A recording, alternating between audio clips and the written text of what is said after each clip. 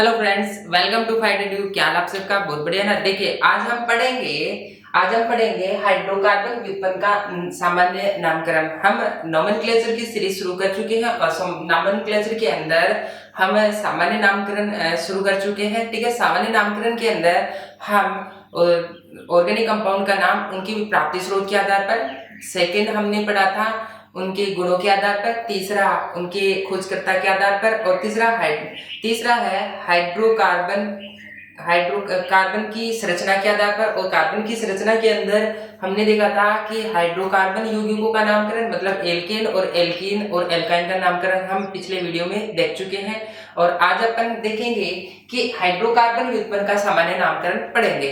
अगर आप इससे पहले वाले वीडियो नहीं देखे हैं, शुरू से नहीं देखे हैं, तो आपको ये वीडियो समझ में नहीं आएगा। ओके, तो आप एक काम कीजिए, अगर आप हमारे चैनल में नए हैं तो सीक्वेंस से देखिए, वॉल्यूम 1, वॉल्यूम 2, वॉल्यूम 3, इस तरीके से आप पढ़ोगे तो आपको केमिस्ट्री समझ में आने लग जाएगी। अगर आप सीक्वेंस में नहीं देखेंगे तो आपको समझ में नहीं आएगा। मैं आपको यहाँ बताऊंगा तो आपको बिल्कुल भी समझ में नहीं आएगी। तो एक काम कीजिए, अगर आप चैनल पे नए हैं तो वॉल्यूम 1 से देखना शुरू करें। ठीक है, तो अगर आप हमारे चैनल से पहले से जुड़े हुए तो हाँ, और पिछले वीडियो देख चुके हैं तो आप इस वीडियो को देख सकते हैं। ठीक है, अब हम देखेंगे कि हाइड्रोकार्बन व्युत्पन्न का सामान्य नामकरण। सबसे पहली बात आती है कि हाइड्रोकार्बन व्युत्पन्न क्या होते हैं। हाइड्रोकार्बन हाइड्रोजन और कार्बन से मिलकर बने यौगिक हाइड्रोकार्बन कहलाते हैं, और उस हाइड्रोकार्बन में से हाइड्रोजन को हटा करके कुछ समूह जोड़ दिया जाता है तो हाइड्रोकार्बन व्युत्पन्न कहलाते हैं। जैसे मान लो कि अपने पास क्या है कि अपने पास हाइड्रोकार्बन है, एक कार्बन का हाइड्रोकार्बन है, उसमें से मैंने क्या किया, हाइड्रोजन को हटाया।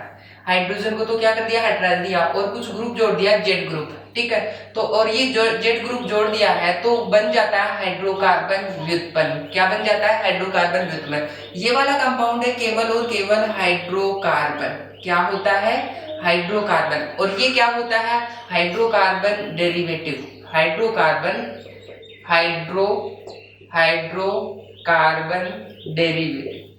डेरिवेटिव। हाइड्रोकार्बन व्युत्पन्न क्या बोलेंगे इसको? हाइड्रोकार्बन व्युत्पन्न बोलेंगे इसको। क्या बोलेंगे? हाइड्रोकार्बन। बात समझ में आ गई कि हाइड्रोकार्बन व्युत्पन्न क्या होते हैं कि हाइड्रोकार्बन में से हाइड्रोजन को हटा दे और उसमें कुछ ग्रुप जोड़ दिया जाता है तो उसको क्या बोलते हैं? हाइड्रोकार्बन व्युत्पन्न। अच्छा, बात आती है कि जेड ग्रुप क्या क्या हो सकता है। जेड ग्रुप हो सकता है हैलोजेंस होते हैं, जैसे कि फ्लोरीन, क्लोरीन, ब्रोमीन और आयोडीन। और भी कुछ ग्रुप हो सकते हैं, OSM हो सकता है, HS हो सकता है, COOH समूह एक्सेट्रा। बहुत सारे कंपाउंड होते हैं जो इस तरीके से हो सकते हैं। ठीक है, तो अब देखेंगे, अब जैसे मान लो कि हमारे पास क्या है, हाइड्रोकार्बन। हाइड्रोकार्बन के अंदर जो ये कंपाउंड है, इस कंपाउंड को अपन ऐसे भी लिख सकते हैं R क्या होता है? R क्या होता है? इसके अंदर कार्बन होता है, कम से कम एक कार्बन हो सकता है, एक से ज्यादा भी कार्बन हो सकते हैं। ठीक है, R और Z, इस तरीके से हम इसको ऐसे भी लिख सकते हैं, RZ। अब ये देखेंगे कि R तो अपने पास क्या है, एल्किल समूह है। R क्या है? एल्किल समूह है। R क्या है? एल्किल समूह है। और Z क्या है? Z अपने पास यहाँ पे है क्रियात्मक समूह है। कौन सा समूह है? क्रियात्मक समूह है। ठीक है, अब क्रियात्मक समूह हमारे पास दो प्रकार के होते हैं। देखेंगे कि जैसे मान लो कि इस क्रियात्मक समूह ऑक्सीजन है, सल्फर है, और इस क्रियात्मक समूह में कार्बन है। ठीक है, इस कुछ क्रियात्मक समूह ऐसे होंगे जिनमें क्रियात्मक समूह में कार्बन होगा, और कुछ क्रियात्मक समूह ऐसे होंगे जिनके अंदर कार्बन नहीं होंगे। तो क्रियात्मक समूह दो प्रकार के होते हैं। कितने प्रकार के होते हैं? दो प्रकार के होते हैं, जिनमें कार्बन ना हो, और दूसरा कौन सा होगा? ऐसे क्रियात्मक समूह जिनमें कार्बन हो। ठीक है, अब बात आती है कि जिनमें कार्बन ना हो कौन कौन से कंपाउंड होते हैं। जैसे SO3H, ये क्रियात्मक समूह होता है। ठीक इसी प्रकार OH होता है। हैलोजन की बात करें तो हैलोजन में कौन कौन से आते हैं? हैलोजन में आते हैं फ्लोरीन, क्लोरीन, ब्रोमीन और आयोडीन। ठीक है, और भी आ सकते हैं जैसे कि SH, और क्या हो सकते हैं? ईथर, जैसे NH2, और क्या आ सकते हैं NH, और इस तरीके से अपने पास आ सकते हैं, और भी कंपाउंड हो सकते हैं इस तरीके से। तो अपने पास हाइड्रोकार्बन में क्रियात्मक समूह इस तरीके से हो सकता है जिनमें कार्बन ना हो। अच्छा, इनमें कोई भी कार्बन नहीं है। अब बात आती है कि ऐसे कौन से क्रियात्मक समूह होते हैं जिनमें कार्बन प्रेजेंट होते हैं, जैसे कि मान लो कि COOH, इसके अंदर कार्बन प्रेजेंट है। ठीक है, अगला कंपाउंड है COOR, इसके अंदर भी क्या प्रेजेंट है, कार्बन प्रेजेंट है। ठीक है, नेक्स्ट अपने पास है एल्डिहाइड समूह हो सकता है, दूसरा क्या हो सकता है अपने पास कीटोनिक समूह भी हो सकता है, और क्या हो सकता है साइनाइड हो सकता है इस तरीके से। तो अपने पास क्या है कि हाइड्रोकार्बन व्युत्पन्न क्या होता है, आर्जिड आर क्या होता है, एल्किल समूह होगा। ठीक है, और क्रियात्मक समूह होगा, जेड क्या होगा, क्रियात्मक समूह। तो क्रियात्मक समूह में कार्बन हो भी सकता है और नहीं भी हो सकता है, कार्बन हो भी सकता है और नहीं भी। तो कार्बन होगा या नहीं होगा, इसके आधार पर हाइड्रोकार्बन व्युत्पन्नों का नामकरण आर्जेड सिस्टम के अनुसार किया जाएगा। किसके अनुसार किया जाएगा, आर्जेड सिस्टम। मतलब है अपने पास आर्जेड सिस्टम में दो सिस्टम काम में लेंगे, सिस्टम ए और सिस्टम बी। ठीक है, तो आप वीडियो को पॉज कर लेंगे और इनको नोट कर लेंगे। ठीक है, तो अब आगे चलते हैं। देखिए कि हमने ये सीखा कि हाइड्रोकार्बन व्युत्पन्न क्या होता है। हाइड्रोकार्बन में से हाइड्रोजन को हटा दे और उसमें ग्रुप लगा दे तो उसको क्या बोलते हैं, हाइड्रोकार्बन व्युत्पन्न कहते हैं। ठीक है, तो और उसके बाद में हमने देखा कि हाइड्रोकार्बन व्युत्पन्न से हमें क्या मिला है, आरजेड मिला है। क्या मिला है, आरजेड। अतः हाइड्रोकार्बन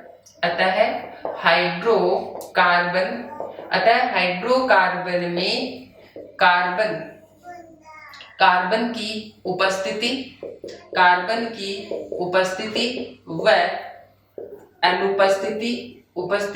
व अनुपस्थिति के आधार पर हाइड्रोकार्बन व्युत्पन्न का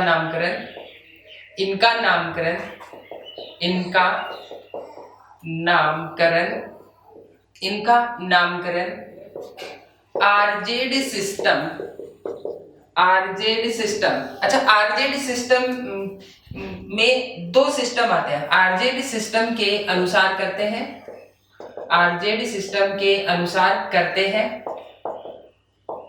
तथा आरजेड सिस्टम दो प्रकार के होते हैं।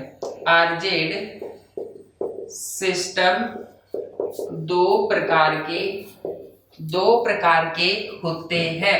कितने प्रकार के होते हैं, दो प्रकार के होते हैं। अच्छा, आरजेड सिस्टम दो प्रकार का होता है। एक तो होगा सिस्टम ए, कौन सा होगा, सिस्टम ए, और दूसरा होगा सिस्टम बी। ठीक है, जब अपन है ना सिस्टम ए और सिस्टम बी कंप्लीट पढ़ लेंगे तो हाइड्रोकार्बन व्युत्पन्न का नामकरण फिनिश हो जाएगा। ठीक है, और जो अपने पास है सामान्य नामकरण ऑर्गेनिक कंपाउंडों का सामान्य नामकरण, कार्बनिक यौगिकों का सामान्य नामकरण, वो भी क्या हो जाएगा, फिनिश हो जाएगा। तो अपन देखेंगे सबसे पहले सिस्टम ए और उसके बाद में देखेंगे सिस्टम बी। इसको मैं दे देता हूँ नंबरिंग 1 और इसको मैं देता हूँ नंबरिंग 2। ठीक है, तो आप वीडियो को पॉज कर लेंगे और इसको नोट कर लेंगे। ठीक है, अब हम सबसे पहले ये पढ़ेंगे कि सिस्टम ए क्या होता है और उसके बाद में क्या पढ़ेंगे, सिस्टम बी क्या होता है। अच्छा, सिस्टम ए में उन कंपाउंडों का नाम देंगे जिनके क्रियात्मक समूह में कार्बन नहीं होता है। अच्छा, सिस्टम बी में उन कंपाउंडों का नाम देते हैं, नामकरण करते हैं जिनके क्रियात्मक समूह में कार्बन होते हैं। चलो देखते हैं वो क्या है, देखते हैं। ठीक है, अब हम सबसे पहले हेडिंग डाल लीजिए सिस्टम ए। सबसे पहले अपन क्या पढ़ने वाले हैं, सिस्टम ए। ओके, सबसे पहले अपन पढ़ेंगे सिस्टम ए। सिस्टम ए क्या है, सिस्टम ए में उन कंपाउंड का नाम दिया जाता है। सिस्टम ए में उन यौगिकों का नाम दिया जाता है, उन यौगिकों का नाम दिया जाता है जिनके क्रियात्मक समूह में कार्बन ना हो।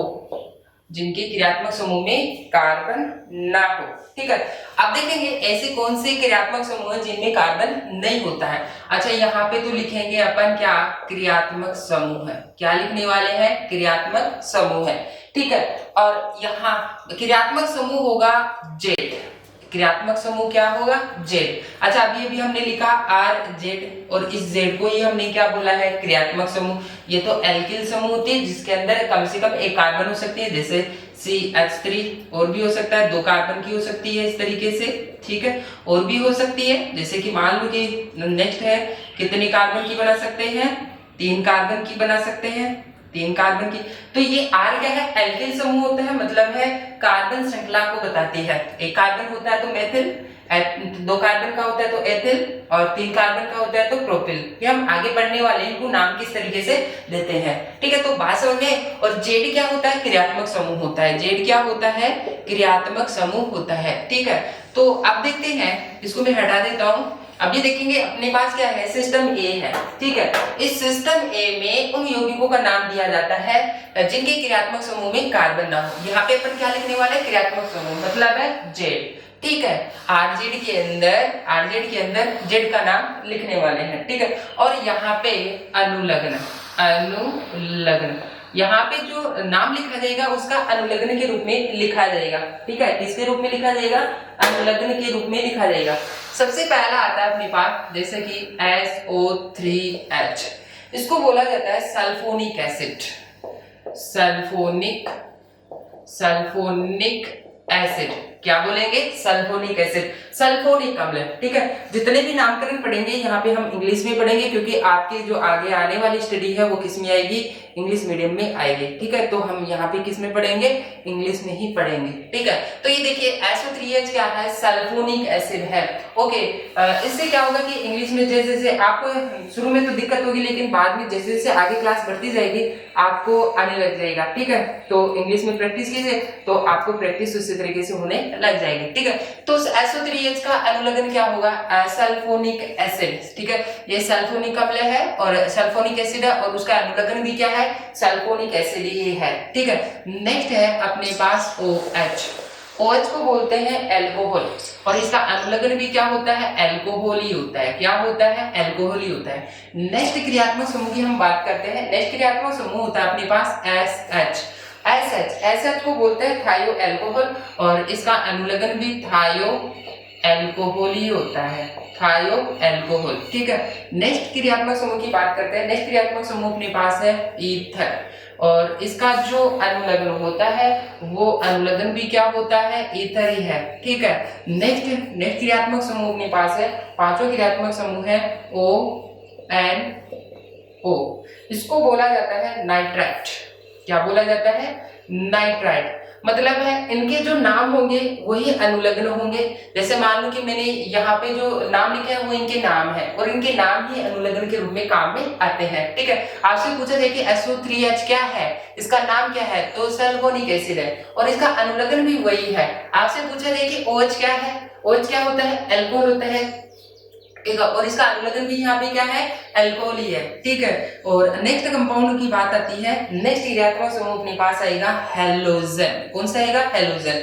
अच्छा, हैलोजन को हैलाइड के रूप में लिखेंगे। किस रूप में लिखेंगे, हैलाइड। अच्छा, हैलाइड कौन कौन से होते हैं अपने पास, फ्लोरीन हो सकता है, दूसरा क्लोरीन हो सकता है, नेक्स्ट आता है ब्रोमीन, और नेक्स्ट है आयोडीन।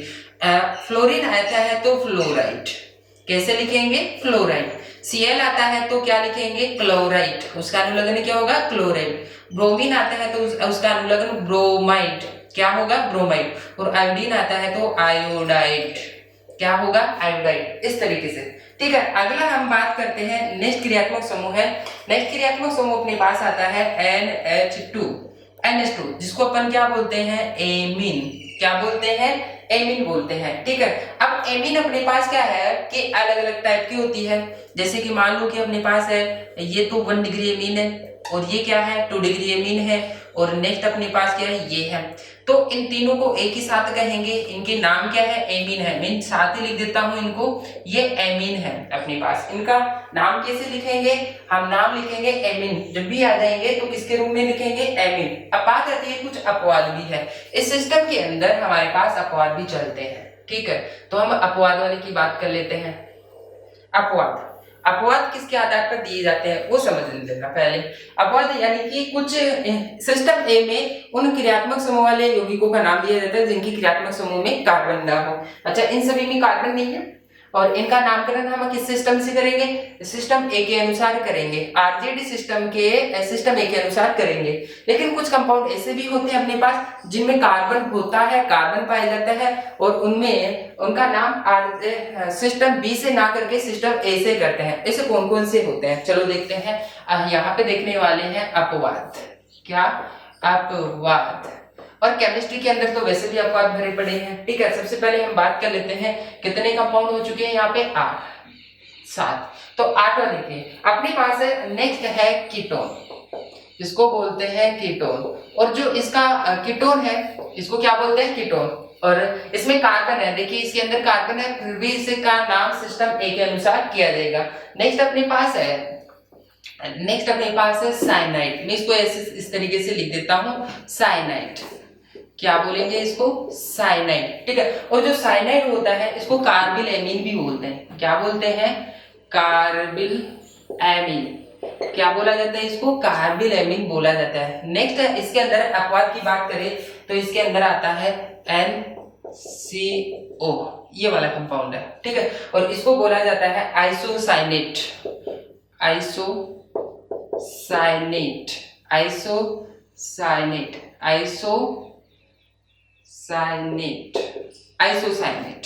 क्या बोलेंगे इसको आइसोसाइनेट कहेंगे। नेक्स्ट अगर हम बात करें अगला जो इस सिस्टम के अनुसार किया जाएगा NC, देखिए यहाँ पे ऑक्सीजन था और यहाँ पे क्या आ चुका है सल्फर, तो इसको बोला जाएगा आइसोथायोसाइनेट। अच्छा, यहाँ पे ऑक्सीजन है तो आइसोसाइनेट कहेंगे, और यदि सल्फर आ गया तो आइसोथायोसाइनेट, ठीक है। सल्फर के लिए थायो काम में लेते हैं, सल्फर के लिए क्या काम में लेते हैं थायो काम में लेते हैं, ठीक है। और इसी प्रकार और भी कंपाउंड आते हैं जो एक्सेप्शनल के तौर पे होते हैं अपने पास, जैसे कि मान लो कि ये है, इस कंपाउंड की अगर हम बात करें तो यहाँ पे NH2 है। अच्छा, यूरिया होता है, यूरिया वाला स्ट्रक्चर है, उसके अंदर हमारे पास ऑक्सीजन आ गया, ठीक है, और इसको यूरिथेन बोलते हैं, यूरिथेन, क्या बोलेंगे यूरिथेन, क्या बोलेंगे इसको यूरिथेन, ठीक है। अब मैं बात करता हूं कि इनके अपवाद है, इनकी नंबरिंग में अलग ही दे देता हूं, ठीक है। जैसे अपवाद वाला पहला अपवाद, ये दूसरा अपवाद, ये तीसरा अपवाद, ये चौथा और ये 5 है। कितने अपवाद है अपने पास 5 है, ठीक है। और अब हम बात कर लेते हैं, नेक्स्ट है अपने पास, अगर हम इसकी बात करें इसमें और एक कंपाउंड ला सकते हैं अपने पास, जैसे कि मान लो कि अपने पास 8वें कंपाउंड की बात आती है S, ठीक है। इसको बोला जाता है, इसको S है अपने पास, इसको बोलते हैं थायो ईथर, क्या बोलेंगे थायो ईथर, क्या बोल देंगे इसको थायो ईथर। अच्छा, इनके आधार पर ही हम नामकरण करते हैं, इनके आधार पर, ठीक है। अगर हमें ये याद है और अपने पास क्रियात्मक समूह आ जाते हैं तो हम दिए गए कंपाउंड का क्या कर सकते हैं नामकरण कर सकते हैं। अब बात आती है कि कोई कंपाउंड अपने को दे दिया जाएगा तो उस कंपाउंड का नामकरण कैसे करेंगे, ठीक है, आरजे सिस्टम के अनुसार किया जाएगा। सबसे पहले हम बात करते हैं नाम कैसे करेंगे, सिस्टम ए में नाम कैसे करेंगे। सिस्टम ए में नामकरण निम्न प्रकार से करते हैं। सबसे पहले क्या करेंगे, आर का नाम लिखेंगे। सबसे पहले आर का नाम लिखते हैं, ठीक है। उसके बाद में क्या करेंगे, उसके बाद टेबल के अनुसार जेड क्या होता है क्रियात्मक समूह, जेड क्या होता है क्रियात्मक समूह। जेड का नाम लिखते हैं। ठीक है, तो जेड का नाम किस तरीके से लिखेंगे, मतलब है जैसे मान लो कि अपने पास है आर और जेड है। ठीक है, इसका हमें क्या करना है, नाम लिखना है, आर जेड का नाम लिखना है। ठीक है, तो अपन क्या करेंगे, पहले आर का नाम, उसके बाद में जेड का नाम लिखेंगे। ठीक है, और दोनों को जोड़ करके लिख देते हैं। फाइनली यही है, कुल मिलाकर के यही है। कैसे लिखेंगे, आर जेड दिया गया हो तो इस आर का नाम क्या होगा वो लिखना पड़ेगा, और उसके बाद में जेड का नाम क्या है वो लिखना पड़ेगा। ठीक है, तो आप वीडियो को पॉज कर लेंगे और इसको नोट कर लेंगे। ठीक है, तो वीडियो आप नोट कर लिए होंगे। देखिए मैं इस टेबल को यही रखूंगा क्योंकि अपने को ये अभी सीखने के लिए मिलेगी। ठीक है, तो मैं केवल इतना सा क्लीन कर रहा हूं, यहाँ से देखेंगे। हाँ देखिए, अब जो भी हमें समझना है केवल इसी में समझना है। ठीक है, तो यहाँ पे अपने पास कुछ कंपाउंड है, उन कंपाउंडों का हम क्या करेंगे, नामकरण करने वाले हैं। ठीक है, एग्जाम्पल है, जैसे मान लो कि हमारे पास पहला एग्जाम्पल CH3 और मैंने लिया यहाँ पे OH। क्या लिया मैंने, OH। अब इस कंपाउंड में हमें इसका सामान्य नामकरण देना है। देखिए शुरुआत हो चुकी है, बहुत ही इंपॉर्टेंट है, बहुत अच्छे से समझ लेना है। ठीक है, सबसे पहले दिया गया कंपाउंड है वो देख लेना है कि हाइड्रोकार्बन है या हाइड्रोकार्बन व्युत्पन्न। अगर हमारे पास हाइड्रोकार्बन होता तो सबसे पहले हम चेक करते हैं कि एल्केन है, एल्कीन है, एल्काइन है, उनका नामकरण हम पहले पढ़ चुके हैं। ठीक है, अब हमारे पास क्या है कि हाइड्रोकार्बन व्युत्पन्न है। अब यहाँ पे क्रियात्मक समूह आ गया, तो मतलब क्या है, हाइड्रोकार्बन व्युत्पन्न है। ठीक है, अब हाइड्रोकार्बन व्युत्पन्न का नामकरण हम सिस्टम ए और सिस्टम बी के अनुसार करते हैं। सबसे पहले हमें ये चेक करना पड़ेगा कि जो दिया गया क्रियात्मक समूह है उसमें कार्बन है या नहीं है। अभी हम पढ़ रहे हैं जिनके क्रियात्मक समूह में कार्बन नहीं होते उनका नामकरण पढ़ रहे हैं। ठीक है, क्या यहाँ OH में एक कार्बन है क्या, नहीं, ऑक्सीजन है। तो ये अपने पास क्या होगा, आरजेड सिस्टम के अनुसार करेंगे। किसके अनुसार, आरजेड, और आरजेड सिस्टम में सिस्टम ए के अनुसार करेंगे। ठीक है, तो ये तो अपने पास क्या है, आर है, और ये क्या है, जेड है। बात समझ में आ गई। अब नाम कैसे करते हैं, पहले आर का नाम लिखते हैं, उसके बाद में जेड का नाम। अच्छा, जेड का नाम को तो अपने को पता है इस टेबल के अंदर, जेड का है, देखिए ये OH। क्या यहाँ पे जेड OH है क्या, यस, और इसका नाम क्या लिखेंगे, एल्कोहल के रूप में लिखने वाले। बात अभी इस आर का नाम क्या होगा, आर का नाम चलो देखते हैं। अगर मान लो कि हमारे पास CH3 है तो देखना इसको बोला जाता है, जैसे मान लो आर है अपने पास, इसको बोलते हैं एल्किल। क्या बोलते हैं इसको, एल्किल। और एल्किल में क्या है, एल्क है, कार्बन की संख्या है, और उसमें एक वैलेंसी फ्री है, तो हम उसके अनुसार नाम देते जाएंगे। चलो देखते हैं, एक कार्बन होता है तो कितने कार्बन इसमें, एक कार्बन को बोलते हैं मेथ, तो यहाँ पे क्या आ जाएगा, मेथ, उसके बाद में लगा देंगे इल ही तो लगा रहे हैं। ठीक है, तो दो नाम करते हैं, पहले एल का नाम, उसके बाद में इल। चलो इस दूसरा देखते हैं, CH2 एंड CH3, इसका नाम देना है। तो यहाँ पे देखेंगे एल के प्लस इल के अनुसार करना है। एल के में कितने कार्बन है, दो कार्बन होता है, तो क्या लिखते हैं, इथ। क्या लिखते हैं, इथ, और उसके बाद में क्या जोड़ना है, इल जोड़ देना है। क्या जोड़ देना, इल। तो इस तरीके से इसका नाम हो गया। ऐसे और भी हो सकते हैं, जैसे कि मान लो कि हमने यहाँ पे कितने कार्बन लिए हैं, 3 कार्बन। ठीक है, अब 3 कार्बन है और वैलेंसी फ्री है, तो 3 कार्बन के लिए क्या लिखते हैं, प्रोप। क्या लिखते हैं, प्रोप, और उसके बाद में क्या लगाना अपने को, इल, तो इसका नाम हो गया प्रोपिल। तो एक कार्बन होगा तो methyl, 2 carbon ethyl, propyl, 4 carbon के लिए ब्यूटिल, इजी है ना। 5 कार्बन के लिए, 5 कार्बन को पेंट, और इसमें क्या लगा देना, इल, पेंटिल।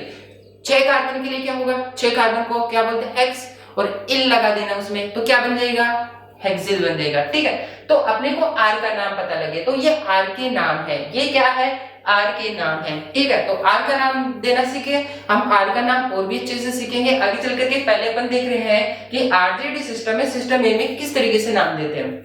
अच्छा, ये कंपाउंड है, इस कंपाउंड में आर है। अच्छा, आर का नाम क्या है, मेथिल, तो यहाँ पे क्या लिखेंगे, मेथिल। अब उसके बाद में जेड है, जेड कौन है अपने पास, OH।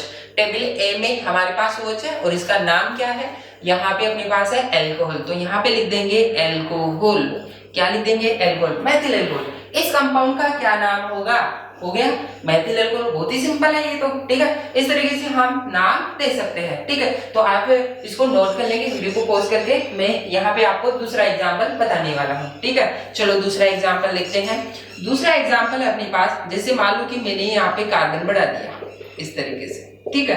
तो अब इसमें ये चेक करेंगे कि हमारे पास यहाँ हाइड्रोकार्बन व्युत्पन्न है और इसमें कार्बन नहीं है, तो सिस्टम ए के अनुसार करेंगे।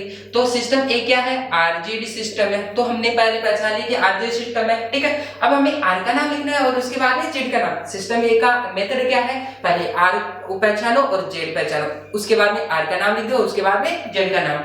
आर क्या है, चलो आर क्या है यहाँ पे, अब देखेंगे आर क्या है, कितने कार्बन का है, 2 कार्बन। 2 कार्बन के लिए क्या कहेंगे बताना, एथिल, तो ये हो जाएगा एथिल। और उसके बाद में जेड, जेड अपने को टेबल में मिलेगी। और क्या है अपने पास, जेड एल्कोहल है, OH को क्या बोलते हैं, एल्कोहल। तो ये नाम हो चुका है एथिल एल्कोहल। ओके, बात समझ में आ गई। अगर मैं 3 कार्बन का बना दूं तो बना सकते हैं ना, ठीक है। तो आप वीडियो को पॉज कर लेंगे और इसको नोट कर लेंगे, ठीक है। तो मैं इसको क्लियर कर रहा हूं। एक काम करता हूं, मैं यहां से हटा ही देता हूं, इनको हटा देता हूं ताकि हम अच्छे से प्रैक्टिस कर लें, ठीक है। चलो आगे देखते हैं। अब देखिए, जैसे मान लो कि अपने पास क्या है, मैंने 3 कार्बन का दिया। थर्ड एग्जांपल है CH3, CH2, CH2 and OH। Okay, तो सबसे पहले कंपाउंड को देखो कि कैसा कंपाउंड है, हाइड्रोकार्बन या हाइड्रोकार्बन व्युत्पन्न है। अच्छा, हाइड्रोकार्बन होता तो केवल हाइड्रोजन और कार्बन ही होता, लेकिन हाइड्रोकार्बन व्युत्पन्न में हाइड्रोजन और कार्बन के अलावा दूसरा और भी आ जाता है, जैसे ऑक्सीजन आ गया। इसका मतलब ये क्या है, हाइड्रोकार्बन व्युत्पन्न। अब बात होती है ये सिस्टम ए के अनुसार देंगे या सिस्टम बी के अनुसार। सिस्टम ए में कार्बन ना हो उनका दिया नाम लिया। अच्छा, इसमें कार्बन है क्या, नहीं, इसमें कार्बन नहीं है, इसलिए सिस्टम ए के अनुसार करेंगे। और सिस्टम ए आरजेड सिस्टम है, तो आर पहचान डालो और जेड पहचानो। तो आर और जेड पहचान लिए, आर का नाम क्या होगा और जेड का नाम ये पता करना है, ठीक है। और जेड का नाम तो हमें पता है, जेड यहाँ पे OH है और OH का नाम क्या है, एल्कोहल। अब बात आती है आर का नाम। आर क्या है यहाँ पे, कितने कार्बन का, 1 2 3 कार्बन का। तो 3 कार्बन के लिए क्या कहेंगे, प्रोपिल। क्या कहेंगे, प्रोपिल। तो यहाँ पे आएगा अपने पास प्रोपिल। और जेड का नाम क्या होगा, जेड का नाम है अपने पास OH है, OH के लिए क्या होता है, एल्कोहल, प्रोपिल एल्कोहल। क्या कहेंगे, प्रोपिल। अच्छा, यह सीधी श्रृंखला है, तो यहाँ पे एन प्रोपिल एल्कोहल भी लिखा जा सकता है, ठीक है। तो इसलिए कैसे आएगा हम आगे डिस्कस और करेंगे, ठीक है। तो अब देखिए, सीधी श्रृंखला है, इस वजह से क्या लगा देंगे, यहाँ पे एन लगा देंगे। क्या लगा देंगे, एन, ठीक है। सीधी श्रृंखला है, हम इससे पहले वाले लेक्चर के अंदर पढ़े थे, कार्बन श्रृंखला सीधी हो तो हम नॉर्मल एन शब्द का प्रयोग करते हैं, ठीक है। नेक्स्ट एग्जांपल देखते हैं। चलो नेक्स्ट एग्जांपल अपने पास, जैसे मैंने यहाँ पे लिया है CH3Cl। इस कंपाउंड का हमें क्या देना है, सामान्य नाम देना है, ठीक है। तो आप एक बार इसका नाम देके देखिए, आपसे बनता है नहीं बनता, ठीक है। आप बना के देख चुके होंगे। चलो आप अपना आंसर का चेक कर लेना। अच्छा, इस कंपाउंड में अपने पास हाइड्रोकार्बन तो है नहीं, क्योंकि यहाँ पे क्या आ चुका है, Cl, हाइड्रोकार्बन व्युत्पन्न है, ठीक है। अब हाइड्रोकार्बन व्युत्पन्न में क्या इसमें कार्बन है क्या, कई बच्चों को तो दिख रहा होगा कि सर ये कार्बन है। नहीं, ये कार्बन नहीं है, ये Cl है, पूरा एक हेलोजन है, क्लोराइड है। कार्बन तो केवल इतना सा होता है, ठीक है, लेकिन ये क्लोराइड है। बात समझ में आएगी। तो अभी ये अपने पास क्या है कि कार्बन नहीं है, तो सिस्टम किसके अनुसार, सिस्टम ए के अनुसार। और सिस्टम ए क्या है, आरजेड सिस्टम। इसमें आर से आर पहचानो, आर जितने भी कार्बन होंगे वो आर में चले जाएंगे और क्रियात्मक समूह किस में जाएगा, जेड में जाएगा। अच्छा, आर का और जेड का नाम हमें पता करना है, ठीक है। तो आर का नाम कितने कार्बन का है, 1 कार्बन। तो 1 कार्बन के लिए क्या कहेंगे, देखिए मेथिल। क्या कह देंगे, मेथिल, ठीक है। समझ में आया। अब दूसरे देखो Cl।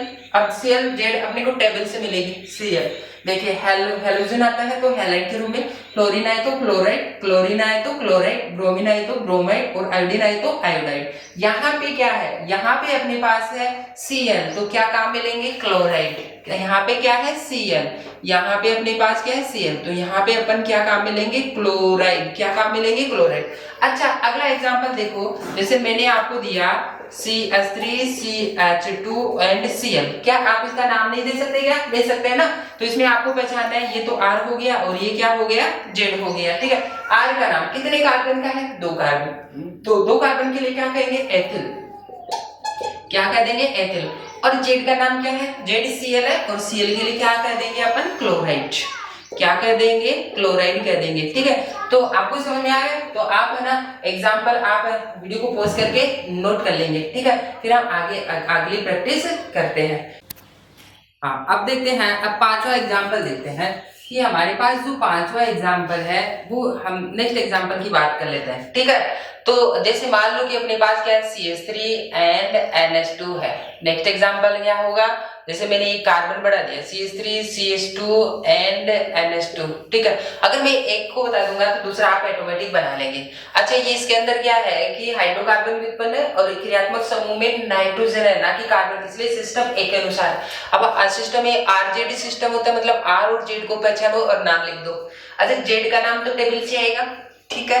बात आती है कि R का नाम। R क्या होता है, एल्किल समूह होता है, तो एल्किल समूह का नाम इस तरीके से देते हैं अपन। R, जैसे R का नाम अपने पास एल्किल है, एक कार्बन का होता है तो मेथिल, दो कार्बन का होता है तो एथिल, और तीन कार्बन का तो प्रोपिल। ओके, अब देखते हैं अपने पास एक कार्बन का है R, तो क्या बोलेंगे इसको, मेथिल। और Z क्या है, NH2। अच्छा, NH2 का है, ये देखेंगे अपने पास ये है NH2 और इसका नाम क्या है, एमीन, तो इसका नाम क्या बन जाएगा, मेथिल एमीन बन जाएगा। बात समझ में आ गई। अच्छा, अगला कंपाउंड क्या है, ये तो R हो गया और ये क्या हो गया, Z हो गया। R का नाम क्या है, कितने कार्बन का है, दो कार्बन का। दो कार्बन का होता है तो क्या नाम होगा, एथिल होगा। क्या नाम होगा, एथिल। और Z का नाम क्या है, NH2। NH2 हमारे पास ये है, NH2 को क्या बोलते हैं, एमीन, तो एथिल एमीन। तो कुल मिलाकर के अगर हमारे पास क्या है, जेड तो हमारे पास क्या है, मतलब क्रियात्मक समूह के लिए तो टेबल हमारे पास है, लेकिन चेंज हो रहा है तो क्या चेंज हो रहा है, आर, समय समय पर बदल रहा है आर। आर का नाम यदि हमें आ जाता है तो हम क्या कर सकते हैं, सामान्य नामकरण कर सकते हैं, सिस्टम ए के अनुसार नामकरण कर सकते हैं, ठीक है। तो आप अगले एग्जांपल की बात कर लेते हैं। जैसे मान लो कि अपने पास क्या है, CH3O और यहाँ पे मैंने लिया CH3, ठीक है। इसमें ऑक्सीजन आ गया है, ठीक है, ऑक्सीजन ये वाला है और ईथर वाला है, ठीक है। तो इसमें देखेंगे ये भी R है और ये भी R है और ये क्या है, Z है। अच्छा, इसमें दो R आ गए। अब समस्या आ गई, दो R आ जाते हैं तो क्या होता है, अगर समान R है तो उनके नाम से पहले डाई लगाएंगे, ठीक है। और यदि अलग अलग है तो अंग्रेजी वर्णमाला के अनुसार लिखते हैं। अच्छा, यहाँ पे R क्या है, ये मेथिल है, ठीक है, एक कार्बन का है, और ये भी क्या है, एक कार्बन का है, मेथिल है। और Z है, वो क्या है, Z अपने पास क्या है, Z अपने पास है ऑक्सीजन वाला है, ईथर है, ठीक है। तो मेथिल है, मेथिल है, ईथर, मेथिल मेथिल ईथर, क्या ऐसा लिखना सही है, नहीं। तो हम कैसे लिखेंगे, संख्या में दो है, मेथिल कितने हैं, दो, इसलिए लगाएंगे डाई मेथिल, और उसके बाद में Z का नाम क्या आएगा, ईथर, क्योंकि ऑक्सीजन है और ऑक्सीजन के लिए देखो टेबल ए के अंदर क्या है, ईथर है, ठीक है। तो इस तरीके से हम क्या कर सकते हैं, नामकरण कर सकते हैं, ठीक है। बात समझ में आ गई। तो वीडियो को पॉज करके इनको आप नोट कर लेंगे। अब हम एग्जाम्पल और देख लेते हैं, एक दो एग्जाम्पल देख लेते हैं ताकि आपको अच्छे से समझ में आ जाए, ठीक है। तो अपने पास है R के नाम, R के नाम के आधार पर इनका नामकरण कर रहे हैं। अच्छा, देखेंगे जैसे मान लो कि अपने पास क्या है कि जैसे मैंने लिखा है यहाँ पे CH3 एंड Cl, इस कंपाउंड का हमें क्या देना है, सामान्य नामकरण करना है। अच्छा, ये देखेंगे कि साइनाइड आ गया। अच्छा, कि सिस्टम ए के अनुसार या सिस्टम बी के अनुसार, अच्छा अपवाद वाला आ गया। ये सिस्टम ए में क्या होता है, ऐसे क्रियात्मक समूह जिनमें कार्बन नहीं होता उनका नाम दिया जाता है, लेकिन हमारे पास कुछ अपवाद भी आते हैं। अपवाद वाले के अंदर हमारे पास साइनाइड है, ठीक है, इसका नाम भी हम सिस्टम ए के अनुसार ही देंगे, ठीक है। तो साइनाइड के लिए होता है तो इसका नाम तो ये R है और ये क्या है, Z है। साइनाइड के लिए तो इसको क्या देंगे, मेथिल, और इसका नाम क्या आ जाएगा, साइनाइड, मेथिल साइनाइड। अच्छा, R के नाम अभी मैंने बताए थे, R के नाम कैसे करते हैं, अगर R होता है तो उसका नाम क्या होता है, एल्किन होता है, केवल R होता है तब। जैसे मान लो कि अपने पास मैंने ऐसे लिखा RCl, ठीक है। तो R है तो R का नाम क्या होगा, एल्किल, और Cl क्या है, Z है, और Cl कहाँ पे है, ये रहा, तो क्या नाम बनेगा, क्लोराइड। क्या नाम बन जाएगा, क्लोराइड। ओके, अब मैंने ऐसे लिख दिया जैसे RBr, चलो नाम बताओ, देखा इसका क्या नाम होगा। R यहाँ पे क्या है, एल्किल है, क्या है, एल्किल है, क्योंकि ये एल्किल है, ठीक है। और ये क्या है, Z है। अच्छा, Z के रूप में अपने पास क्या है, Br, और Br का नाम क्या है यहाँ पे, ब्रोमाइड, तो इसका नाम आ जाएगा ब्रोमाइड, इस तरीके से, ठीक है। तो अपने पास एल्किल होती है, एक कार्बन R भी हो सकती है तो एल्किल नाम देते हैं, एक कार्बन की होती है तो क्या बोलेंगे इसको, मेथिल, और अगर दो कार्बन की होती है तो क्या नाम देंगे इसको बोलते हैं एथिल, क्या नाम देंगे? एथिल। और अगर 3 कार्बन की होती है तो क्या नाम देंगे इसको अपन देंगे प्रोपिल। क्या नाम दे देंगे? प्रोपिल। अच्छा सीधी श्रृंखला है तो एन भी लगा सकते हैं। क्या लगा सकते हैं? एन भी लगा सकते हैं। ठीक है, तो इस तरीके से अगर हमें आरजेड सिस्टम से नाम देना है तो जेड के लिए तो अपने पास टेबल है, लेकिन बात आती है अपने पास क्या? अपने पास आर का नाम। आर का नाम हमें पता हो तो हम आसानी से नाम दे सकते हैं। ठीक है, चलो देखते हैं। अब हम एक अपवाद वाला और एग्जांपल देख लेते हैं कि अपने पास अपवाद वाला है कीटोन। कीटोन की बात कर लेते हैं। ठीक है, तो एक्सेप्शनल में कीटोन सबसे पहला था। ठीक है, तो देखते हैं। जैसे मान लो कि CH3 और ये आ गया हमारे पास कीटोन आ गया। ठीक है, अब ये देखो ये भी आर है और ये भी आर है और ये क्या है? जेड है। अच्छा आर समान है यहाँ पे, तो समान होने की वजह से ये मेथिल है और ये भी मेथिल है। ठीक है, ये अपने पास क्या है? आर है और ये भी क्या है? आर है। लेकिन ये क्या है? जेड है। ठीक है, ये भी मेथिल है, ये भी मेथिल है और जेड क्या है? यहाँ पे कीटोन है। तो हम यहाँ पे क्या लिखेंगे? मेथिल कितने हैं? 2, संख्या में 2 है, तो क्या लगाएंगे? डाई मेथिल और उसके बाद में क्या लगा देंगे? कीटोन। क्या लगा देंगे? कीटोन। कुछ ऐसा भी हो सकता है अपने पास, जैसे कि मान लो CH3 CH2 और मैंने इस तरीके से लगा दिया। अच्छा ये तो क्या है? ये अपने पास आर है और ये भी क्या है? आर है और ये क्या है? जेड है। दिख गया होगा। ठीक है, अब इसमें देखोगे ये तो आर है, 2 कार्बन का है और ये क्या है? 1 कार्बन का। अच्छा 2 कार्बन का होता है तो क्या बोलते हैं? इस आर को क्या बोलेंगे? एथिल। 1 कार्बन का है तो इस आर का नाम क्या होगा? मेथिल। और जेड का नाम हमें पता है कि सिस्टम ए के अनुसार देगा कीटोन का नाम और उसका अनुलग्न के रूप में दिया जाएगा और कीटोन होगा। ठीक है, तो क्या नाम आएगा? पहले समस्या आती है कि मेथिल का नाम लिखिए या एथिल का नाम लिखिए। यहाँ पे लिखा जाएगा अंग्रेजी वर्णमाला में। अच्छा अंग्रेजी वर्णमाला में ई पहले आता है या एम?